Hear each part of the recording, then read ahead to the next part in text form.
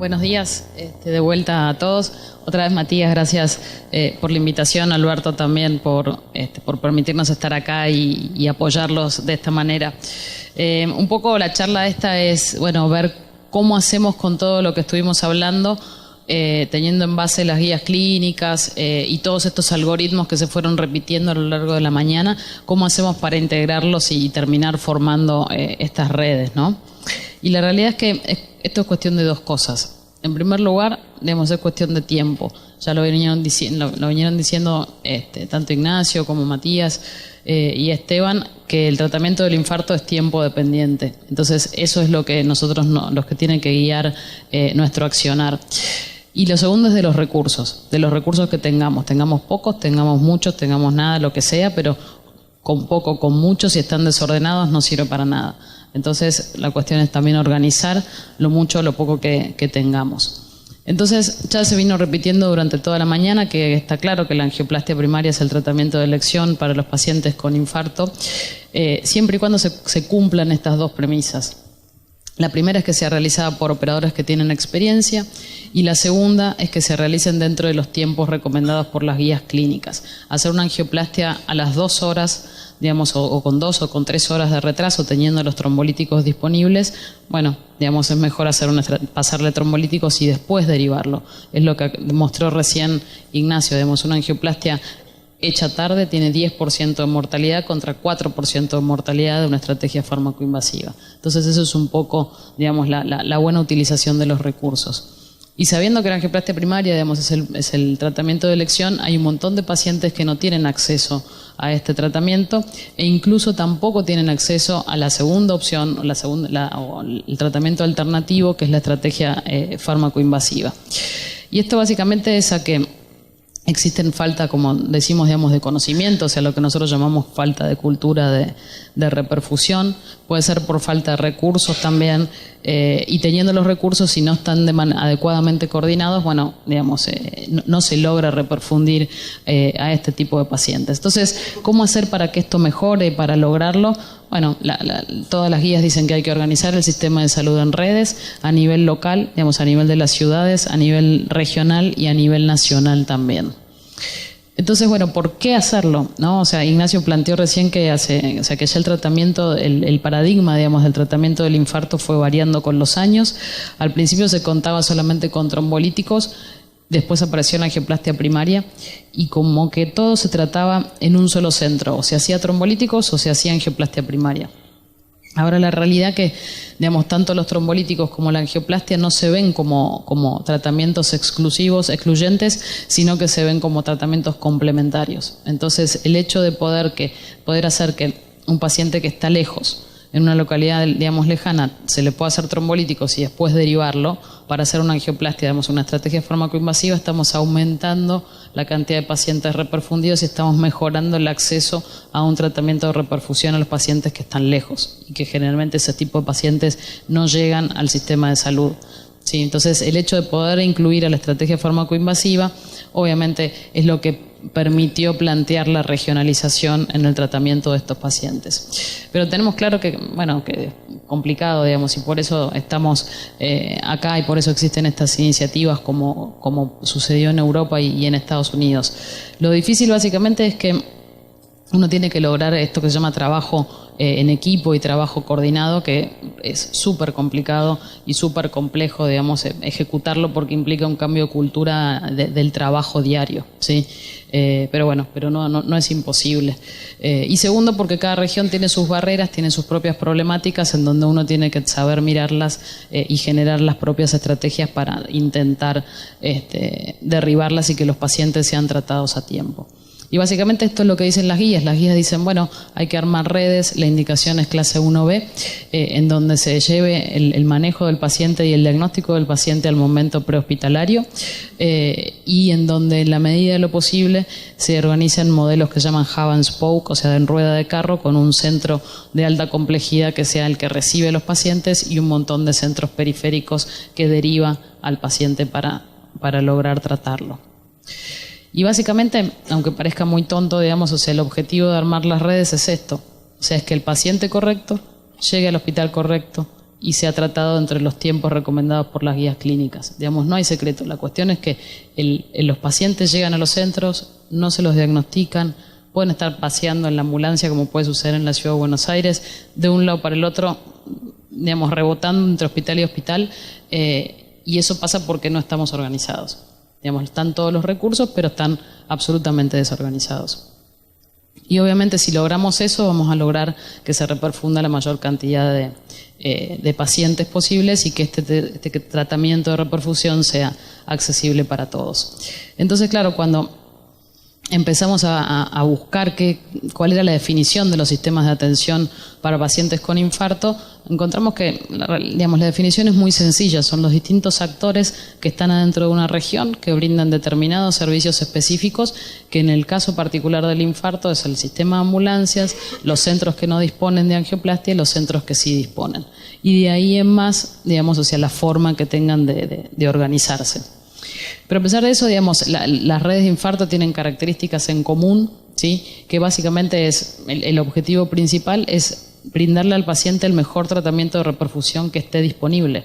No todos los pacientes van a poder acceder a la angioplastia, pero si yo le voy a ofrecer trombolíticos, que no se los pase a las 4 horas, sino que se los pase a los 30 minutos de que el paciente llegue al centro. Entonces eso se refiere, yo puedo tener mi propia red y administrar trombolíticos si no está mal. Obviamente con sus características básicas, que es que digamos, el accionar adentro de la red tiene que actuar y tratar a los pacientes a todos de la misma manera, ¿sí? Entonces, tiene que hacer como lograr que el camino del paciente desde el primer contacto médico hasta que la arteria se abra sea basado en los recursos locales y a su vez sea obviamente basado en guías clínicas. Que esa red funcione 24/7 con un sistema de cero rechazo, o sea, política de cero rechazo. Como les dije, que actúen, digamos, con protocolos basados en la evidencia, que realicen reuniones periódicas todos los actores que participan y que claramente tengan un entrenamiento regular sobre cuáles son las acciones que deberán hacer. Y obviamente todo esto en el contexto o en el marco de un proceso de mejora continua que permita ir evaluando todos los tiempos y las mejoras que se pueden implementar. Y cuando uno, se pone a pensar, digamos, ¿qué actores son los que están involucrados en el armado de la red? Son estos, y no hay más. Digamos, ese es el paciente. Podemos tener incluido o no el médico generalista o el médico clínico, dependiendo del lugar en donde uno esté. Los sistemas de ambulancia y los centros con y sin angioplastia.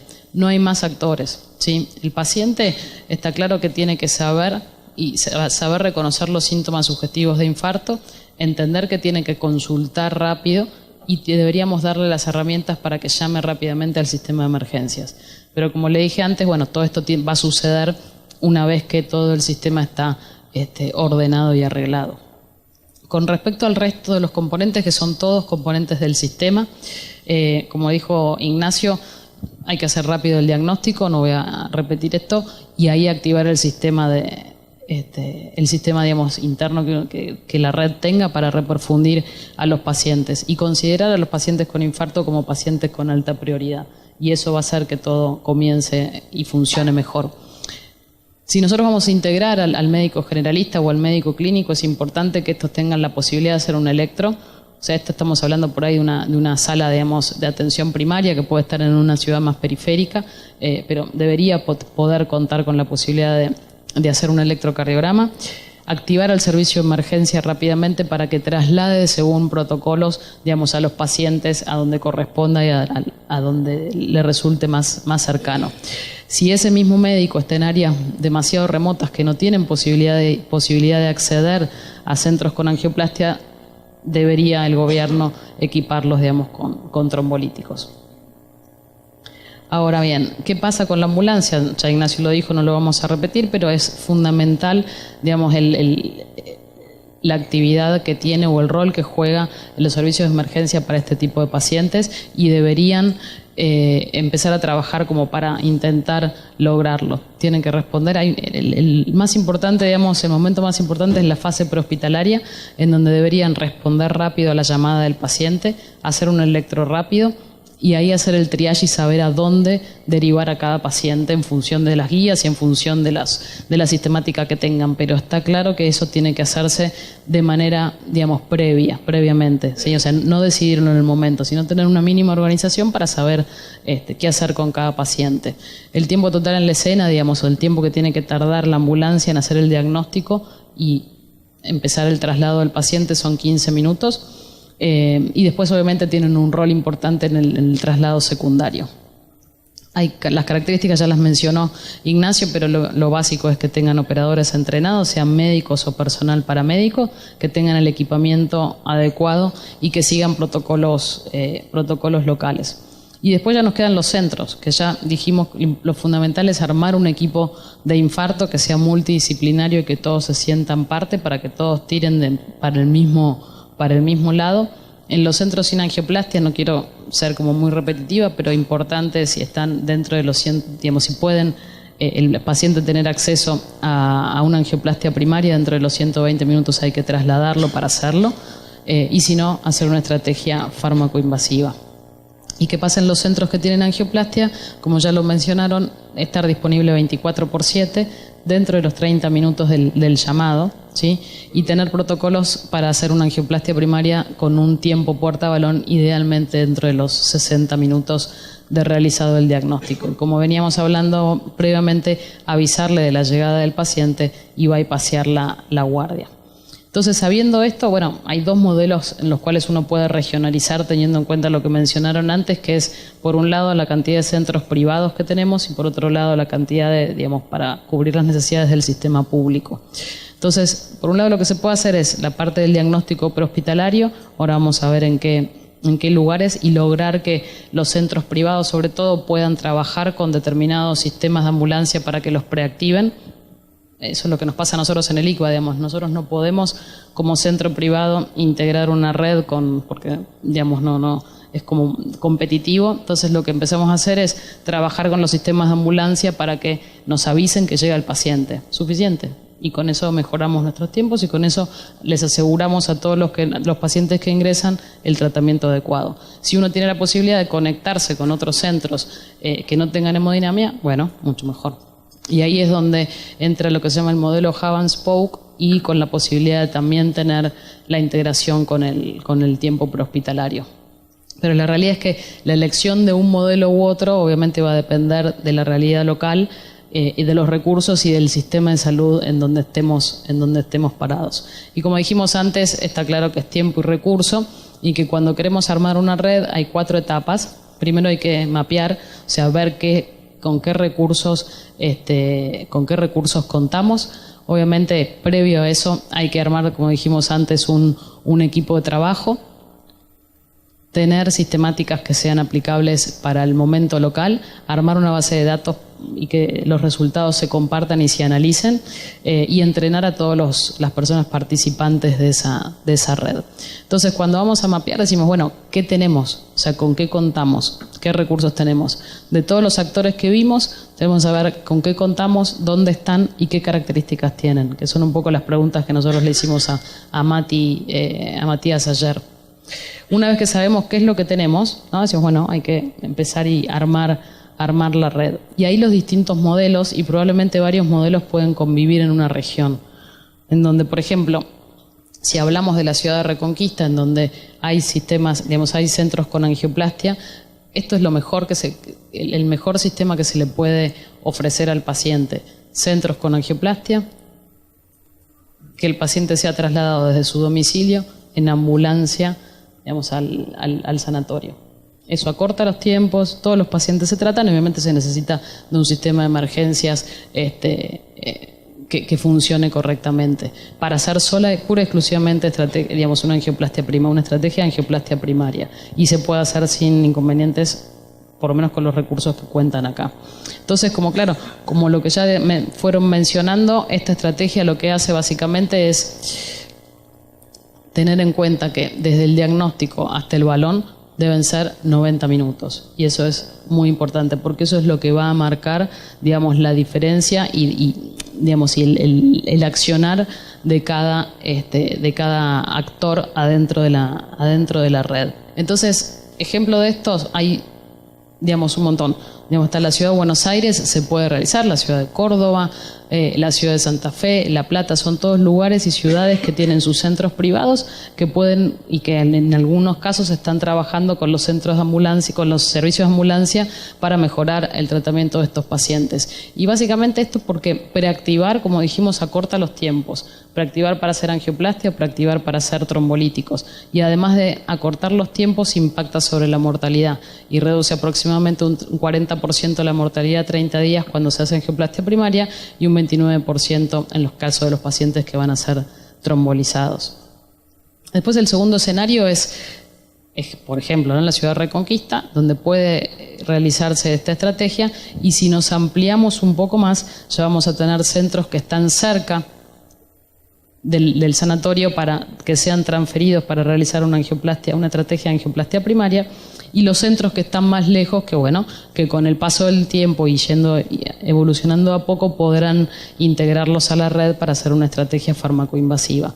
Dependiendo de los recursos y cuán lejos esté, digamos, el médico generalista, podrá tener la potestad de pasar trombolíticos o de llamar a la ambulancia para derivar directamente a los pacientes. Y la realidad es que lo que dicen las guías es que en los lugares en donde más recursos se tiene, la fibrinolisis prehospitalaria puede llegar a ser una opción para los pacientes que estén lejos, que eviten llegar a centros sin hemodinamia y que sean trasladados directamente para una estrategia farmacoinvasiva. Pero de vuelta, lo que hay que tener en cuenta, esos 120 minutos es desde que el paciente ingresa al otro centro hasta que se abre la arteria. Entonces, en eso hay que tener en cuenta que son 30 minutos de lo que se llama tiempo door-in-door-out, o sea, en el centro derivador, otros 30 minutos de traslado y calcularle 60 minutos de tiempo puerta-balón. Sí, o sea que esto es lo que contabilizan los 120 minutos en total. Bien, y hay múltiples modelos en el mundo de esto que se llama hub and spoke, con el primer centro que es el que realiza la angioplastia y el resto de los centros derivadores. Y si uno se pone a pensar que nuestro trombolítico es streptokinasa, que es el más utilizado en nuestro país, hay modelos como los de India que armaron estos modelos hub and spoke, digamos, país más pobre que India, digamos, hay pocos, y ellos con un grupo, digamos, preocupado para mejorar el tratamiento de los pacientes con infarto, armaron este tipo de red usando streptokinasa y demostraron reducir la mortalidad, digamos, a un 20% al año. Es un montón, es un montón. Entonces ellos tienen el mismo modelo, angioplastia primaria, un segundo anillo que deriva para angioplastia primaria, un tercer anillo que hace estrategia farmacoinvasiva con streptokinasa. O sea, es adaptar los recursos, los pocos recursos o los muchos recursos que uno puede tener para mejorar el tratamiento de los pacientes.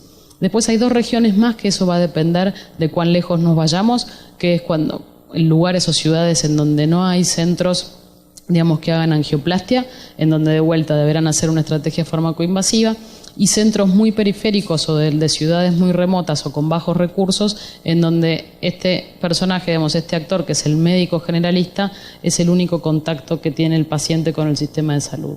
Entonces, en este caso, el desafío va a ser hacer un diagnóstico rápido y transferir al paciente para que alguien le pueda, por lo menos, pasar trombolíticos. Tercer paso, implementar controles de calidad, buscar variables que nos permitan controlar el sistema. Y cuarto paso, educar al personal médico que participa en la red, y una vez que está todo realizado, una vez que está todo organizado y ordenado, recién ahí decirle a la comunidad qué es lo que debería hacer. Entonces, un poco esta es nuestra estrategia para, como mostraba Ignacio, para futuro. Entendemos que los centros privados no tienen opción de formar red, por lo menos en las grandes ciudades en donde hay un montón. Ustedes son la excepción y que es un buen ejemplo. Santiago del Estero hace lo mismo.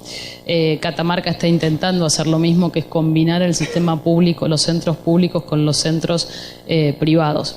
Es lo más lógico. Si son 100.000 habitantes y se supone que debería haber un equipo de hemodinamia por cada 500.000 de habitantes, sería una locura tener otro equipo más. Entonces, costo efectivo, la combinación del sistema público con el sistema privado en lugares que tienen pocos habitantes es lo que se debería impulsar sin duda. Entonces, como les decía, los centros privados de grandes ciudades lo único que pueden hacer es trabajar con los servicios de emergencia, mientras que los centros públicos, en función, digamos, de qué ciudad está, obviamente tienen que empezar a generar y a trabajar para formar redes con este nuevo modelo que es como el que tienen ustedes de integración de lo público y privado.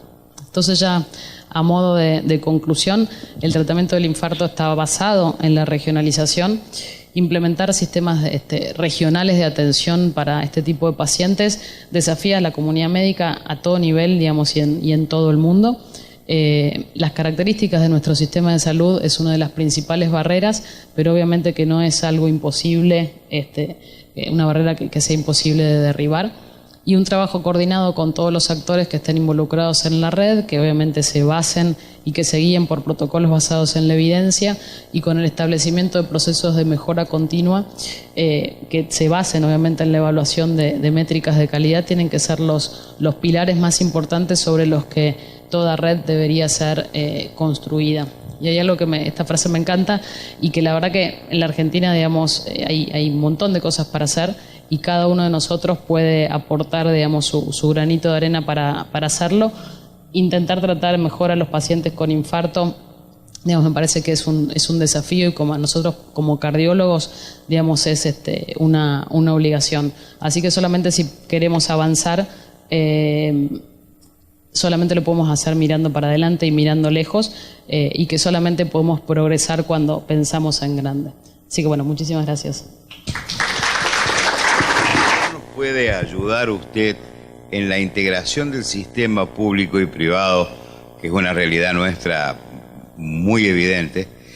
Y en la parte burocrática, quizás nosotros acá tenemos un formulario que hay que completarlo, que creo que se llama DAM, que no sé cómo se llamarán ustedes, que ese formulario no está disponible. O sea, de alguna manera, ¿qué experiencia nos pueden dar, qué consejos nos pueden dar ustedes para que el mecanismo de la derivación esté aceitado? Para que la máquina de impedir, como te digo, no funcione tan fácil y para que eso mismo, también la misma pregunta para las autorizaciones de las obras sociales, para que el palo en la rueda no lo puedan colocar tan fácilmente. Primero, ustedes por lo menos ya tienen la posibilidad, tienen una vía de comunicación y está como establecido el nexo para que determinados, digamos, pacientes puedan, digamos, ir al privado, que eso no sucede, digamos, en todos lados. Ahora, es lo mismo de siempre, digamos, es establecer la relación, es formar un equipo integrando, digamos, la integración de la gente del ministerio es fundamental.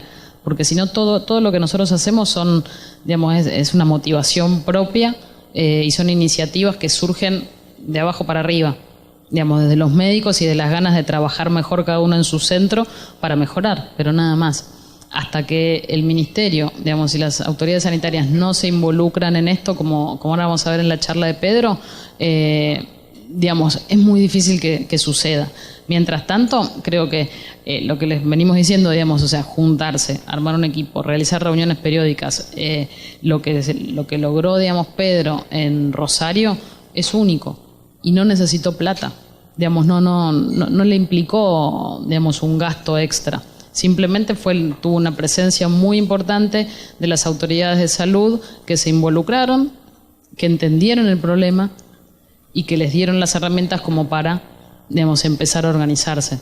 Pero ahí también me parece que estaría bueno por ahí ustedes que convoquen a ya que estuvo hoy el intendente, sentarlo, explicarle cuál es el problema, cómo se podría arreglar en Reconquista, qué recursos necesitarían, qué se puede hacer mejor.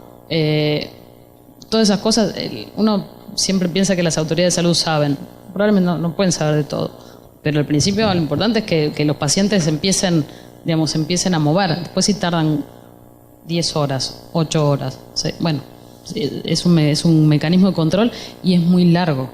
Y es muy largo en cuanto al tiempo. O sea, son en los países, digamos, que se pusieron a trabajar en esto, mínimo tardaron entre 6 y 8 años en que la cosa se ordene. Pasos concretos, porque vos bien hablaste del tema in situ, en cada lugar. empezar a trabajar ahí. ¿Qué pasos concretos y reales, digamos así, cómo lo implementaste a eso? A ver, de la misma manera que arrancaron en el sanatorio, digamos, empezando a ver dónde estaban las demoras, primero registrando los tiempos. Si uno no registra los tiempos, no sabe dónde está parado. Solamente con registrarlos uno ya se ve, digamos, ya se siente como observado, ¿sí? Entonces eso hace que empiece, digamos, a mejorar. Y el resto, digamos, es tiempo, es armar el equipo de vuelta, armar el equipo, las reuniones periódicas. Parecen cosas medias tontas, pero en cuanto uno organiza lo que tiene, empieza a funcionar. Obviamente, si el volumen de pacientes, digamos, es poco, va a tardar un poco más de tiempo, ¿sí? Pero una vez que ya está en el centro organizado bien, usted va a ver que va a empezar a recibir pacientes por ahí de otros centros que tardaron un montón. Entonces, bueno, es hablar con el sistema de emergencia y decirle, bueno, una de tus funciones es el traslado, digamos, rápido entre los pacientes. Incluir al servicio de emergencia en las reuniones que tengan en cada sanatorio. Y son pasos, digamos, que es primero el centro que tiene, digamos, que va a brindar el servicio, después integrar la ambulancia, probablemente no con la parte prehospitalaria, pero sí con un buen traslado entre centros, ¿sí? Y sobre todo involucrar a los centros que son los periféricos y que van a derivar a los pacientes, tienen que ser parte del equipo, si no es imposible. Obviamente, si todo esto es lo que está haciendo el ministerio, digamos, es generar lo que se llama, digamos, traccionar las buenas, digamos, las buenas prácticas siguiendo las guías clínicas y pagarle un adicional a cada sistema público y a cada hospital público por buenas prácticas. Recién se están juntando, están haciendo, digamos, el código infarto y está participando por primera vez la Sociedad Argentina de Cardiología, la Federación Argentina de Cardiología y el CASI, los tres juntos para intentar armar el famoso código infarto, en donde se contempla también la unión de lo, digamos, como tienen ustedes, digamos, de lo público con lo privado. Entonces eso ya va a ser un paso más de tener una directiva y una directriz que seguir. Si no, uno, digamos, sigue las guías que cada uno cree, o las europeas o las americanas. Hay un tema que independiente que va más allá de lo económico, es decir, dotar a los lugares periféricos de streptokinasa es todo un costo, no es una cuestión simbólica, es una cuestión importante. Pero independientemente de eso, aparte de eso, también hay que desmitificar el uso del miedo al uso de la streptokinasa que tenemos todos, porque, a ver, no podemos decir le tiene miedo porque no, porque se le tiene miedo desde todos los médicos, la enfermería, cómo administrarlo, cómo hacerlo. Y me parece que eso forma parte también de un aprendizaje, de una enseñanza que la tenemos que aprender todos, porque no es una cuestión menor, como bien está establecido y ustedes lo dijeron muy bien, es decir, es fundamental. Cuando uno sabe que está a 100 kilómetros, bueno, hay que usarlo. Me parece que actuar sobre eso es muy importante. Sí, totalmente. Es lo que nosotros llamamos la ausencia de cultura de reperfusión, digamos. O sea, no se usan trombolíticos. Hoy por hoy los cardiólogos se forman en centros que tienen, digamos, los centros que tienen residencia tienen equipo de hemodinamia. Entonces, yo creo que pasé cuando hice, ya hace unos años, la residencia en un hospital público, 4 veces estrepto.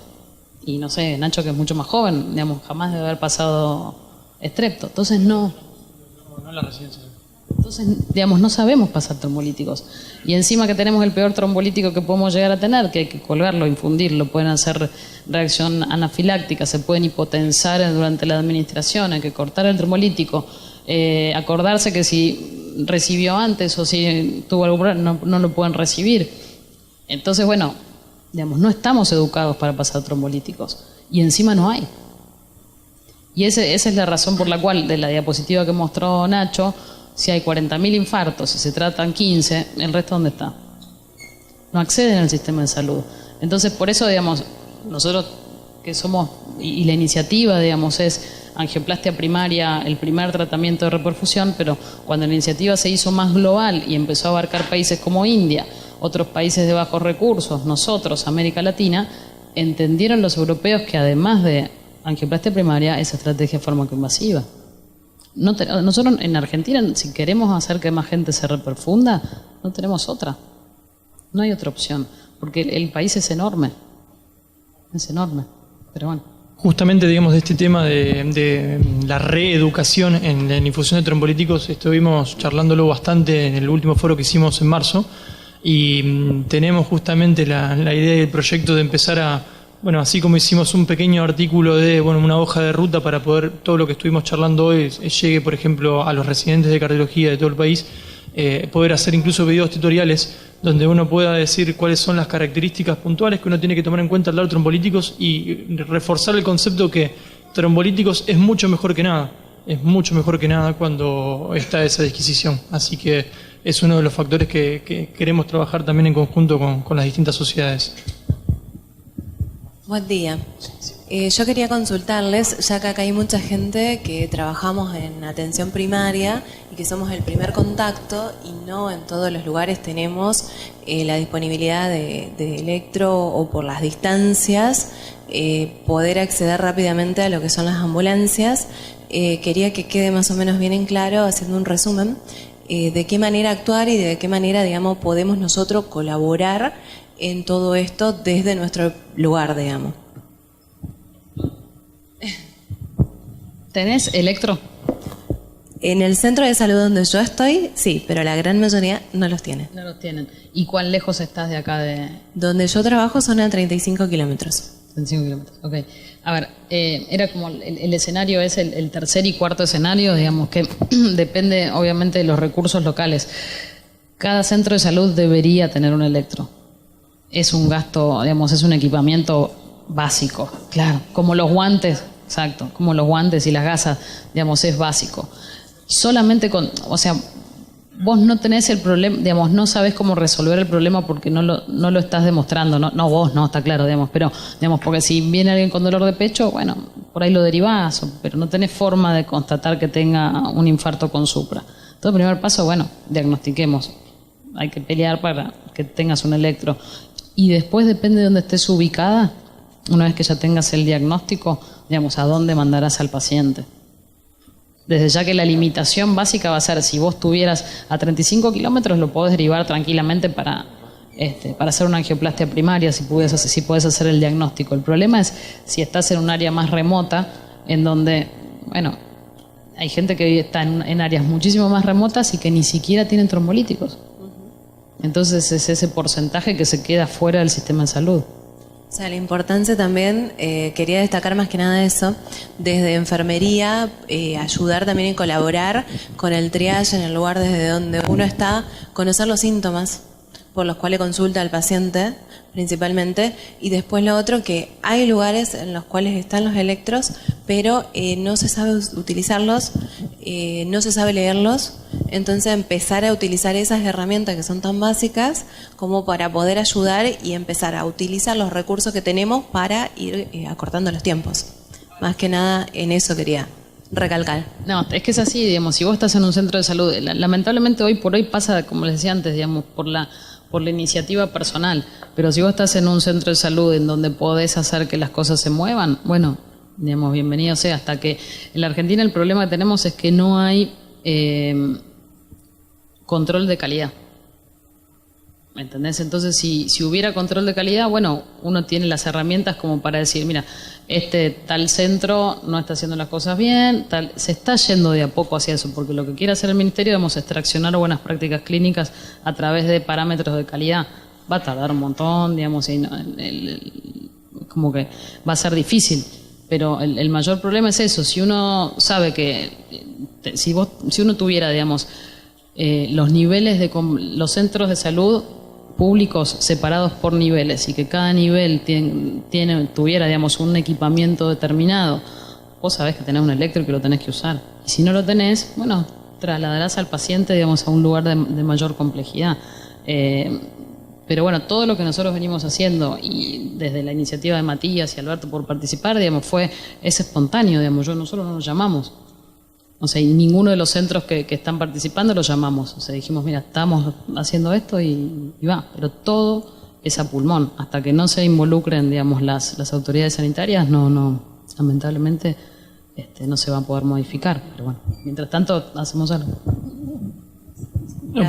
Por ahí reforzar en lo que dijiste, digamos, en el entrenamiento. Porque si tenemos el electrocardiograma, y no tenemos nadie que lo sepa utilizar, más allá de que se pueda leer o no, porque recuerden que está, digamos, esta idea de telemedicina donde uno, digamos, si sabe que no cuenta con un personal que está calificado para leer un electrocardiograma, debería ya conocer esa realidad y poder tener un contacto con ya sea un especialista, un cardiólogo de pasiva o otro centro, donde pueda estar esa posibilidad de hacer el diagnóstico, ¿sí? Así que el entrenamiento es fundamental para todos los ejes del diagnóstico y del tratamiento en esta iniciativa. Y, digamos, independientemente si uno, por ejemplo, no tiene un electrocardiógrafo en el centro, porque es una realidad que hoy nos toca vivir, masticar 300 miligramos de aspirina ya le estás cambiando el pronóstico al paciente. Ya sabemos desde el año 88 que solamente 300 miligramos de aspirina le disminuye la mortalidad al paciente con infarto. Entonces, eso único, digamos, ya es un montón, es una diferencia para el paciente. O sea que reconocimiento, el manejo básico, eso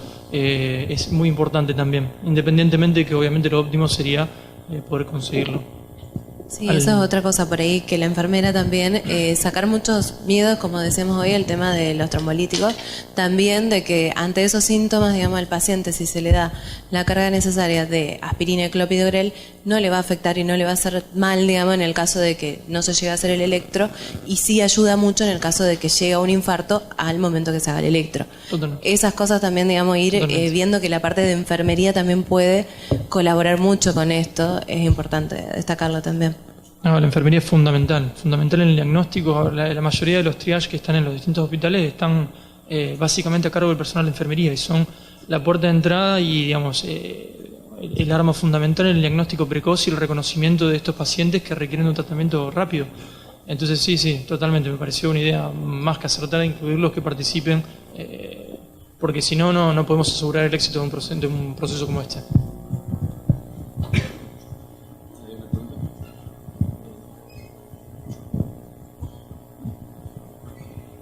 ¿Utilizan algún programa para educar al paciente para que puedan consultar rápido ante los síntomas de infarto? No tenemos un programa.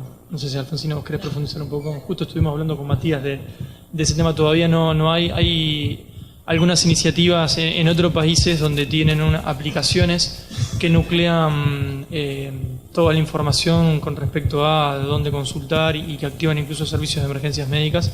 Pero hoy por hoy acá en Argentina no es una realidad. Creo que estamos todavía un poco lejos porque el sistema de salud, los centros no están preparados todavía como para recibir ese caudal. Como comentaba Alfonsina, creo que nos falta hacer mucho trabajo de base en preparar, no sea en infraestructura, sino que en capacitación y en funcionamiento a los distintos centros para poder recibir a esos pacientes con sospecha o no de infarto. No sé si por ahí, Matías, vos crees. En Rosario el doctor Sangroni habían largado un video muy corto que explicaba los síntomas del infarto y lo hicieron difusión a través de lo que es WhatsApp, Facebook, Instagram, que también ayuda a que el paciente esté informado, pero sí se podría llegar a implementar también ese método. Más que una pregunta, también un comentario. Me parece que un poco la síntesis de esto es la educación en todos los segmentos. Todos tenemos que aprender a priorizar esto. Yo por ahí me pongo en el lugar de los servicios de emergencia que habitualmente están atorados trasladando pacientes de acá para allá, y por ahí uno en esa trinchera cotidiana pierde la magnitud de qué es lo más relevante. Entonces por ahí un paciente llama porque está en la casa con dolor de pecho y sudoración, pero dice no, tiene que esperar porque lo estoy trasladando para hacer una tomografía. Y no es echarle la culpa, forma parte de la realidad. O que va a una institución y sienta el que tiene dolor de pecho con que le duele la garganta y están los dos esperando y no son los mismos pacientes. Y creo que esas son las cosas que tenemos que aprender todos, ¿no? Darle jerarquía a este tipo de cosas que hace la diferencia a veces entre la vida y la muerte.